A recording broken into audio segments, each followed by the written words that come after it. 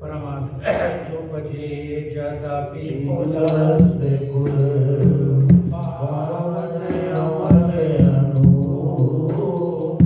तदपि महीसुर शाप बस भय सकल अवधूप सियापति राम जय जय राम मेरे प्रभु राम जय जय राम करो कल्याण राजा। परमात्मीय संपत्ति मानस प्रेमी और अनुरागी।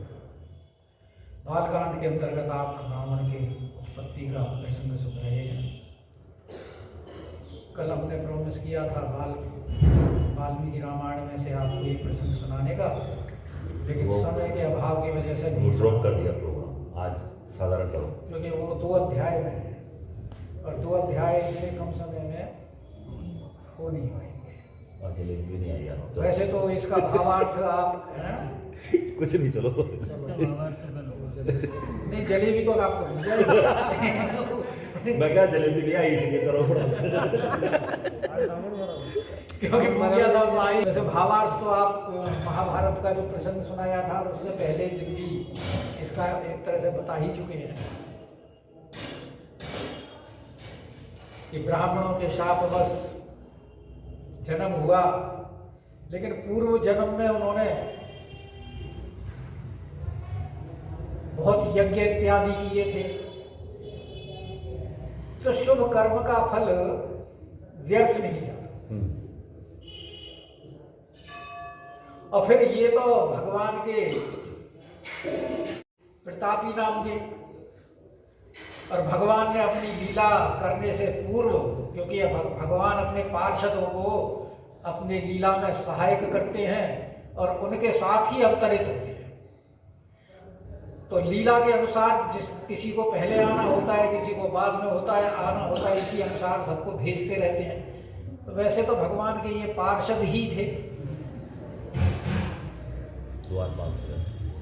द्वारपाल तो दूसरे, ये जो प्रताप रुद्र था ये भी पूर्व जन्म में प्रतापी नाम का भगवान का मित्र था, सेवक था, सखा था।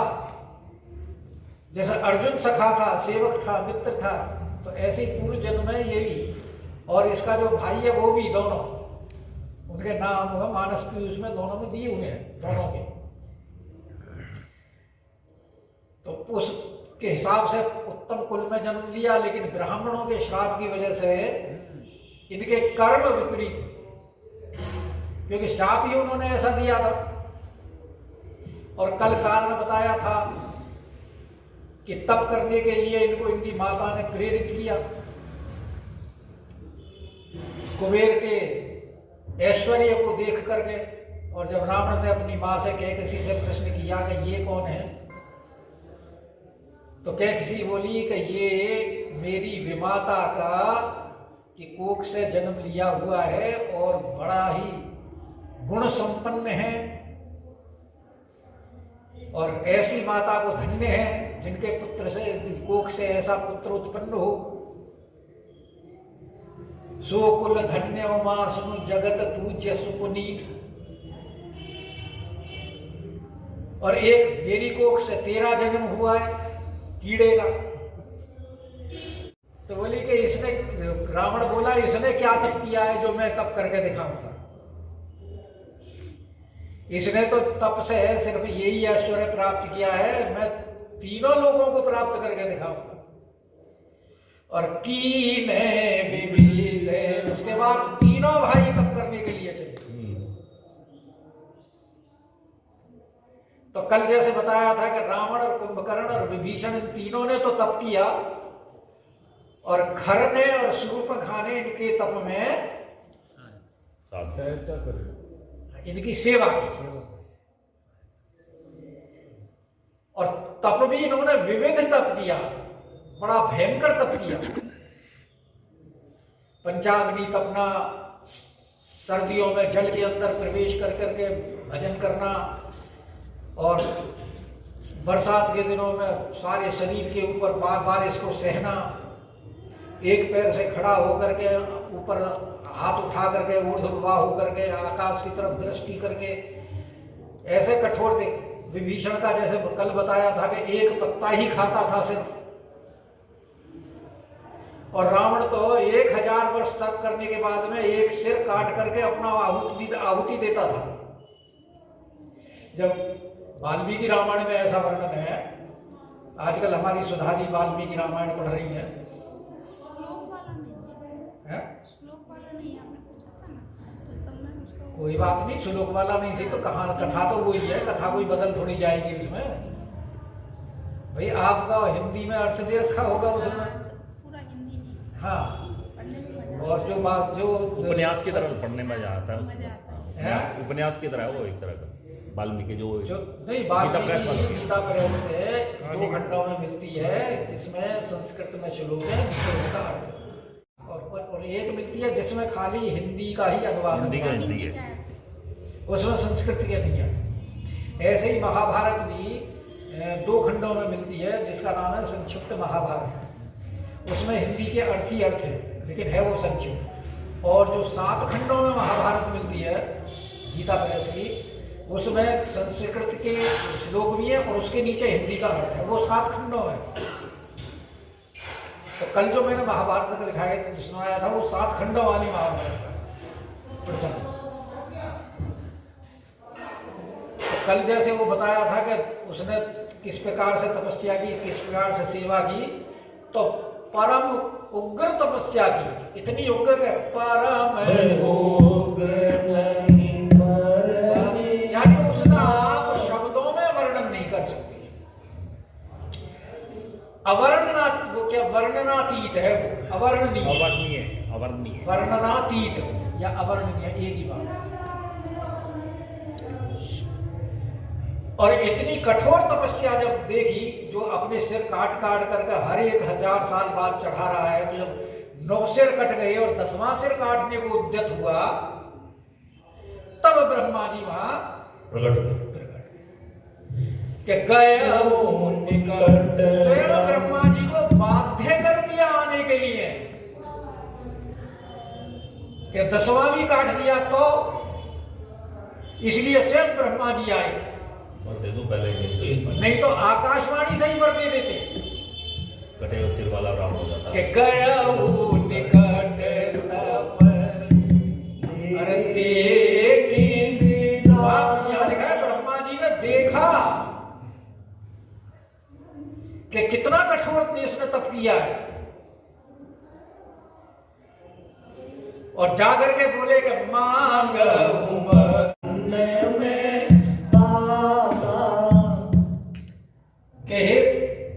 तात, तात का अर्थ तीनों ही आता है, पुत्र भी आता है, भाई भी आता है, पिता भी आता है। तो ब्रह्मा तो पिता में है, तो उनके तो भाई और पिता का प्रश्न ही नहीं है, बोलने का पुत्र ही बोलेंगे।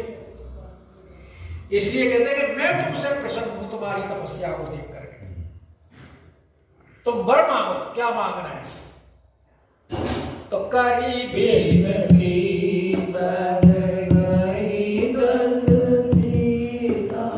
अब रावण ने यहां भगवान के चरण पकड़ लिए, और यहां गोस्वामी बात करें 10 शीशा, लेकिन अगर वाल्मीकि रामायण के हिसाब से देखा जाए तो जिसने अपने 9 सिर काट दिए तो उसके 10 सिर कहां से रह गए? तो बाद में वापस किया ना। तो गोस्वामी बाद में सारी रामायणों का समन्वय करके और इसी हिसाब से रामायण लिखी है कि किसी का मत अछूता ना रहे। और उन्होंने ऐसा नहीं लिखा कि हर 1000 साल बाद उसे काट करके चढ़ाता था। तो गोस्वामी बाद ने सबका समन्वय किया, और आगे भी ऐसे ही कि मैं ब्रह्मा मिलिते ही वरदीना में भी जो प्रसंग आएगा, यहाँ कथा कौन सुना रहे? शंकर भगवान पार्वती को, और अगली चौपाई में कहेंगे कि मैं ब्रह्मा मिली, यानी यहाँ वर देने वाले कौन है? शंकर भगवान भी है और ब्रह्मा जी भी हैं, जबकि अन्य ग्रंथों में खाली ब्रह्मा ने ही वर दिया है। तो इसलिए गोस्वामी पाद सबका समन्वय करके चल रहे हैं। ये इसलिए यहाँ कह रहे हैं कि करी मिनती पद कई 10 शीशा, तो 10 शीशा से उसका नाम और 10 सिर से और 20 हाथ से तो प्रणाम करने अनुसार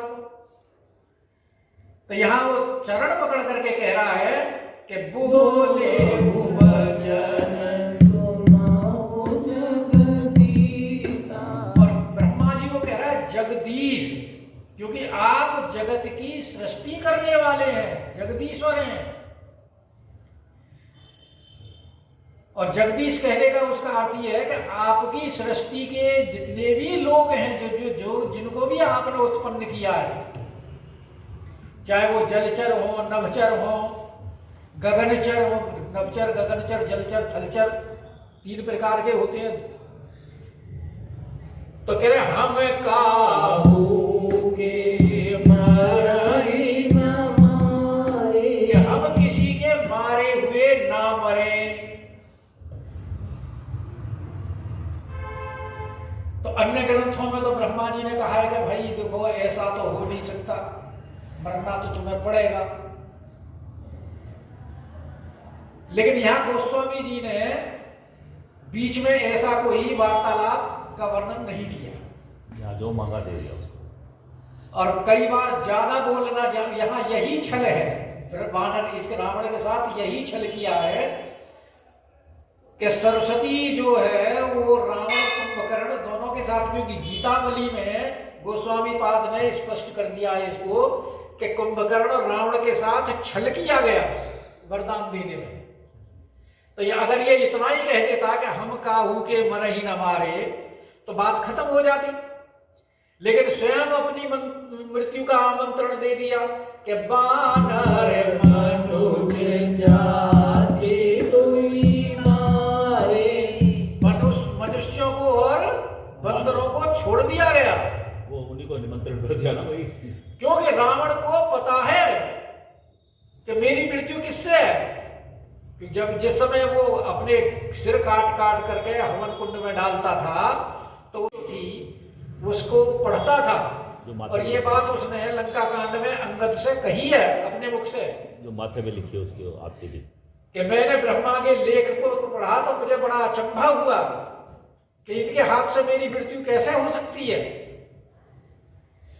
तो इसलिए यहां रावण कहता है कि बानर और मनुष्य वो तो हमारा भोजन है, उनसे हमें किस चीज का डर। इसलिए तो स्वयं ही कह बैठा कि बानर मनुज जाति दुई मारे। अच्छा, मनुज का भी यहाँ 2 अर्थ निकलते हैं। मनुज का मतलब एक तो मनुष्य, मनु की जो संतान है, और दूसरा कि मनु जी ने जिनकी तपस्या करके और जिनको प्रकट करके जिनसे अपने कुल में उत्पन्न होने का वरदान मांगा, मनु द्वारा प्रार्थित जिन भगवान ने उत्पन्न होना है, उनके यहाँ जन्म लेना है उनके कुल में, उनके द्वारा, यानी राम जी को प्रकट किया।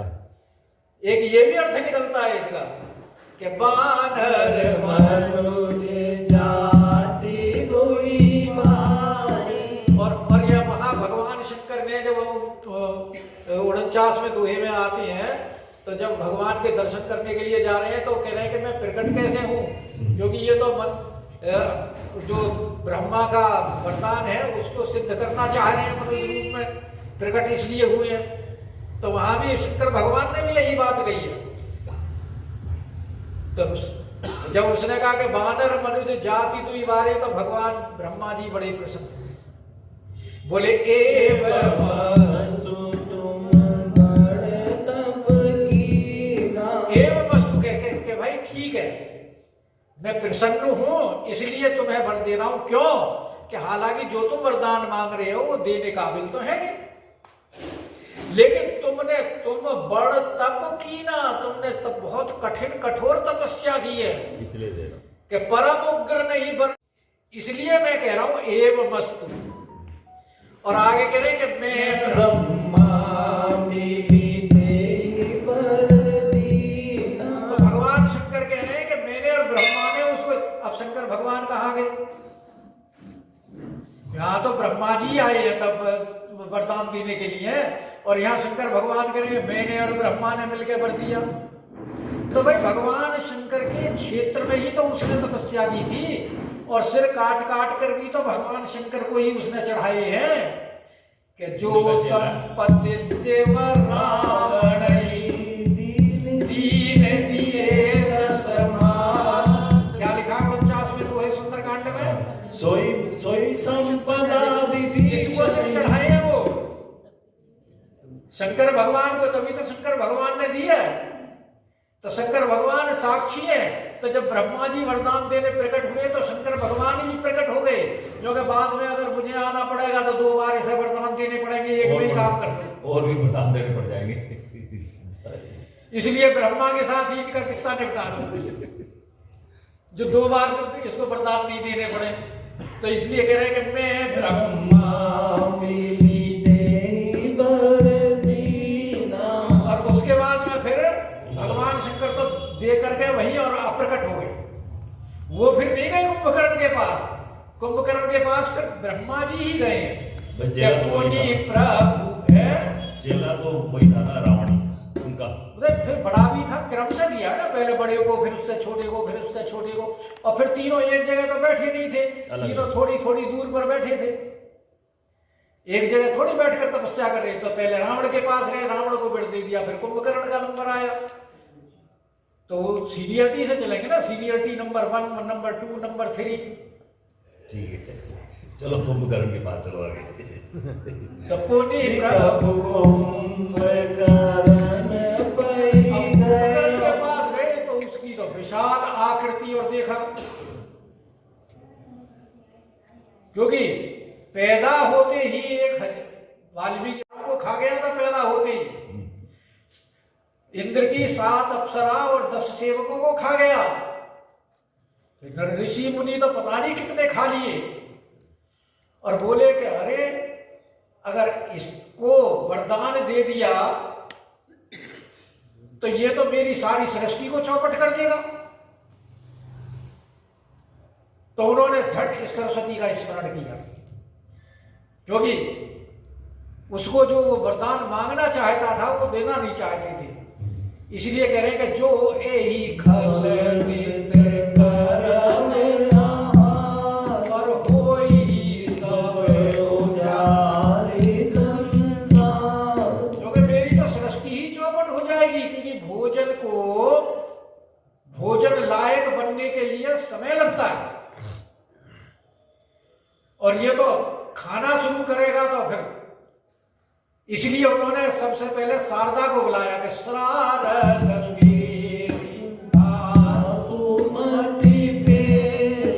वो मांगना चाहता था कि मैं 6 महीने जगूं और 1 दिन सोऊं। तो उन्होंने सरस्वती का आवाहन किया, और सरस्वती उसकी बुद्धि पर बैठ करके उसकी बुद्धि को पलट दिया। तो उसने जो मांगना चाहता था 6 महीने की जागरण और एक दिन की नींद, वो उल्टा मांग लिया कि मांगे